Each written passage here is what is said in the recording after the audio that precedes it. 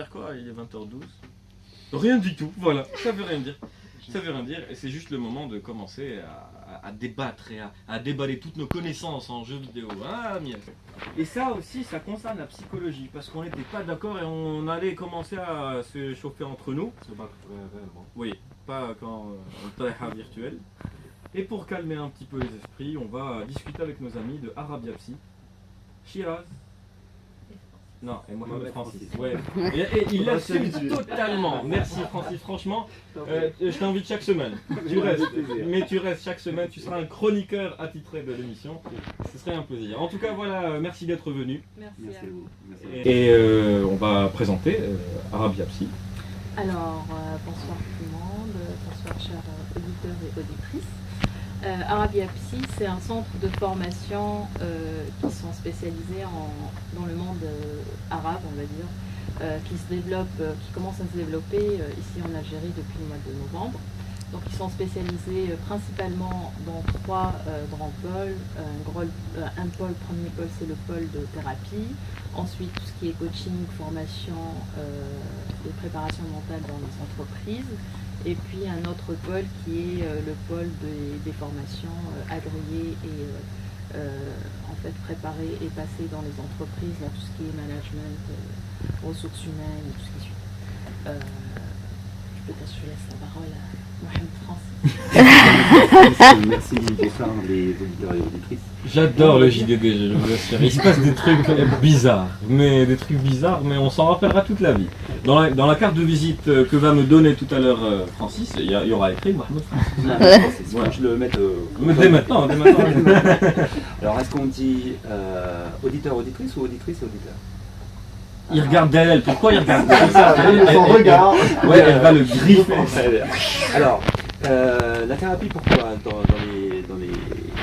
pour les gamers? Et bien justement, parce que pour être un fan de tout ce qui est jeux vidéo du style Assassin's Creed, on peut s'apercevoir après plusieurs heures de jeu des troubles de tension musculo-squelettique qui peuvent apparaître, des tensions nerveuses, des positions qu'on a besoin de réajuster, des troubles de la concentration ou autre chose. Et c'est vrai que pour pouvoir bien jouer, il faut pouvoir être en capacité de pouvoir le faire. Et pour ça, il suffit de mieux gérer ses émotions. Donc il existe des ateliers qui permettent de pouvoir mieux gérer ses émotions. Et puis pour ceux qui veulent faire de la compétition, il y a aussi la possibilité de faire de la préparation mentale, c'est-à-dire aller vraiment activer des zones du cerveau qui sont simplement dans des réflexes automatiques qui sont dans notre cerveau reptilien, qui vont chercher simplement l'instinct de survie. Donc pour certains jeux, ça peut être intéressant. Tout à fait, exactement.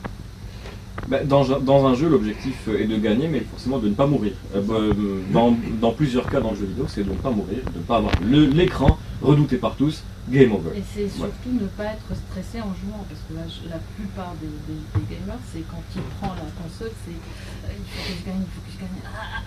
Ça passe pas. Donc, Non, pas maintenant, Amies. On vous racontera ça tout à l'heure. On laisse les experts. C'est pas le but non plus, c'est vraiment pas le but. Je vais vous raconter après ma philosophie du jeu vidéo. Il faudrait mieux laisser ça tout à l'heure après la parole des pros. Après, sur la philosophie du jeu vidéo, on peut le faire aussi pour la beauté du jeu. Et là, dans ces cas-là, dépasser ses capacités. Et s'apercevoir justement qu'on peut gagner rien qu'en jouant sur la beauté et la qualité de jeu. Et il suffit simplement de se concentrer sur la passion et dépasser les challenges. Si tu permets, Mohamed Francis, Oui, bien sûr. il y a une expression en Algérie qu'on dit dans le foot, bara khair min but. Ça veut dire un poteau vaut mieux qu'un but. Parce que c'est beau. Parce que c'est beau, justement. Et du coup, quand tu parles de ça, moi je visualise tout de suite la séquence et toute la psychologie algérienne, du sport en général, du e-sport. C'est vraiment faire de belles actions, faire du spectacle. On s'en fiche si on a perdu 10-0, si on a subi une réelle tareha, qu'on aura tout à l'heure justement à 20h45 dans le JDDG. Mais la beauté du geste, là je salue ta réflexion. Surtout parce un que... petit pont. Oui, ah non, il enlève le t-shirt, le carton rouge, il s'en fiche, mais c'est bon, un petit pont et c'est bon.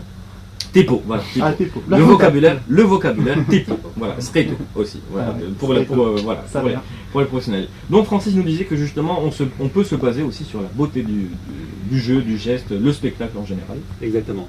Sur la préparation mentale, c'est souvent des personnes qui se mettent des targets, qui sont des notes ou autre chose, vont générer un stress. À partir du moment où ils sont dans la capacité de jouer pour la beauté, pour la qualité, pour l'amour du jeu, à ce moment-là, ils peuvent dépasser leurs capacités. Et c'est ce qu'on recherche en préparation mentale. C'est simplement parce que si vous mettez des limites, eh bien, vous mettez une pression sur ces limites-là. Alors, lorsqu'on joue vraiment pour jouer, eh bien, on peut éviter la très rare, c'est ça?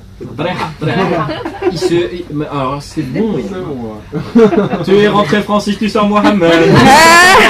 C'est vraiment ça le truc aujourd'hui. Et la tréha, il va repartir avec une notion supplémentaire dans son jargon de psychologue. C'est ça. Éviter la tréha. En jeu vidéo. Atelier Treha. Voilà, exactement.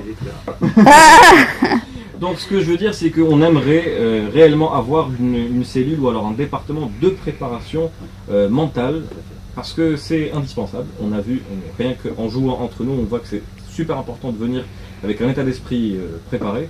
Est-ce que, selon vous, selon votre expérience avec les professionnels, les entreprises, etc., est-ce qu'il y a une demande réellement avant, il y a de la prévention aussi dans ça, ou alors les gens après qu'ils soient vraiment dans un état catastrophique après une tréha, ils viennent solliciter vos services et vos compétences? Alors après, il peut y avoir des troubles neurologiques aussi, qui peuvent se déclencher, ça aussi. les crises d'épilepsie ou autre chose. On en parle régulièrement Donc, en jeu vidéo. c'est vrai que par contre, pour tout ce qui est préparation mentale, lorsque vous jouez en équipe, il y a des exercices qui permettent d'avoir des connexions un petit peu intuitives entre chaque personne de l'équipe, qui permettent de pouvoir travailler vraiment en cohésion.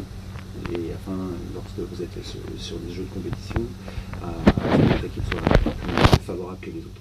Et performante parce que la communication, c'est la chose la plus importante dans les jeux vidéo en équipe, par équipe. Parce que quand vous voyez par exemple un jeu comme Counter-Strike ou alors un autre jeu comme League of Legends, où les 5 personnes jouent en même temps, en temps réel, c'est pas l'un après l'autre, c'est pas le relais, donc vraiment il faut une cohésion.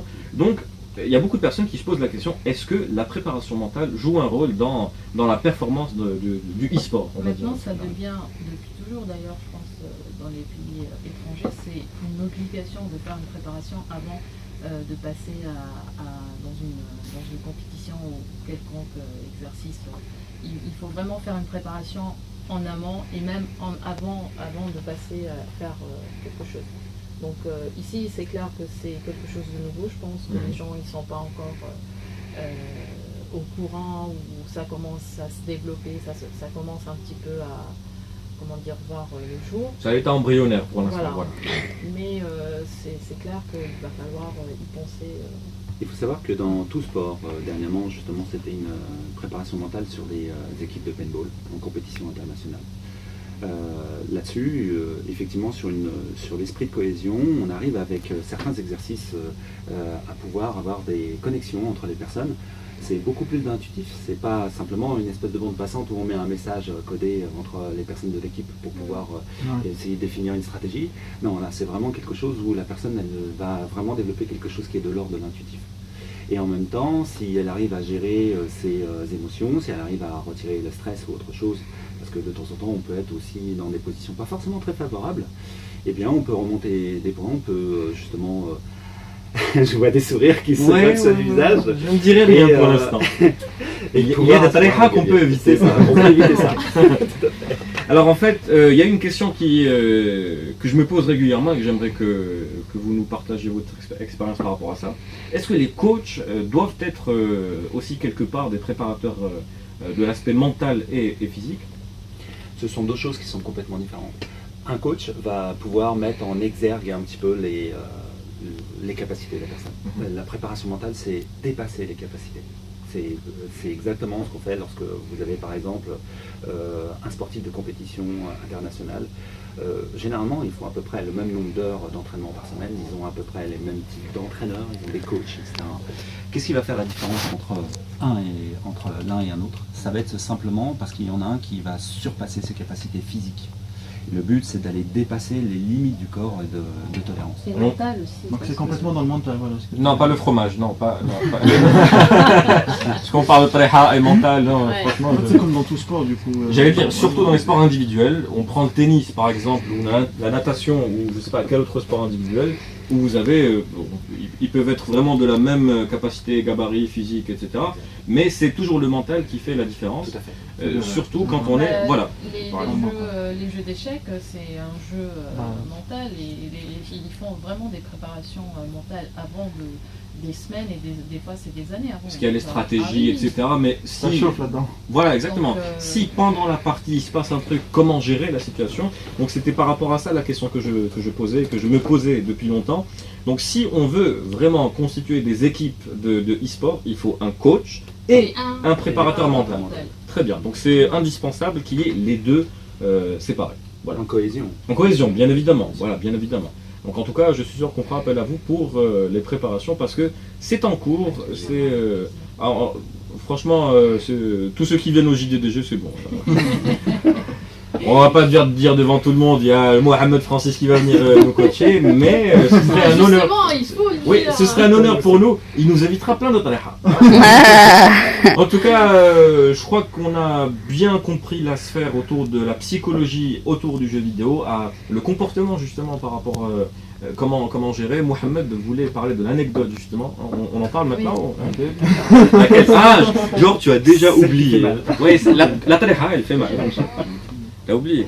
Je te rappelle. Vas-y. Hein, je te rappelle cette tariha. Il y en a eu. Non, non, le truc c'est qu'il y a eu une fois un tournoi où j'ai perdu au premier tour et j'ai remonté toute. Pardon, sur quel jeu? Il y avait Sur des Street Fighter V. conditions, Attends, non, j'y arrive.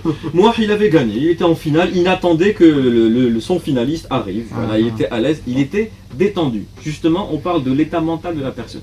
Il était trop détendu. Ouais. Et c'était j'ai ça. dormi. Il a eu le temps de dormir. Il a baissé sa garde. Et c'était ça, parce que moi, en fait, je devais gagner 2 matchs. Enfin, 2 matchs, c'est-à-dire qu'il fallait 3 combats, plus 3 combats pour pouvoir remporter la finale.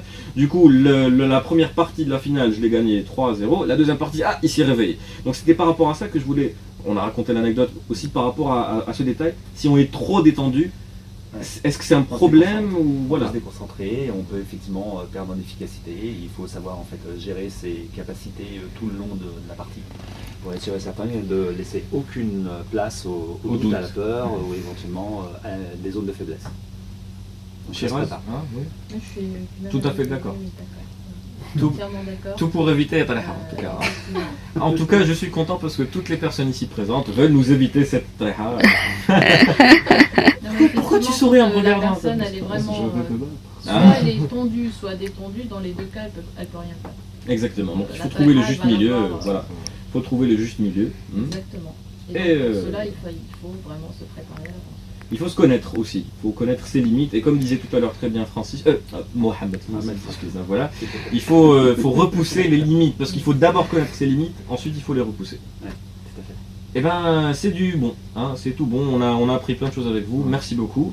En tout cas j'en profite justement pour remercier Mohamed Francis, baptisé ce soir, Mohamed Francis. Merci beaucoup pour les conseils éclairés. Et aussi par rapport à l'intervention qui nous servira à nous gamers d'un côté et aussi aux futurs e-sportifs, voilà, coach et e-sportifs, parce que là ça va devenir J'ai vraiment une du petite sérieux. question comme ça juste de dernière minute. Mhm. Pour devenir coach préparateur mental, il faut poursuivre quel type de Alors, cursus? il y a des formations qui durent à peu près 3 semaines et sur lesquelles en fait on va l'axer principalement sur la partie gamer pour tous ceux qui veulent être préparateurs mentaux dans les compétitions de gamer. On rend l'antenne et dans quelques instants nous aurons le flash d'information avec Brahim Mazouz.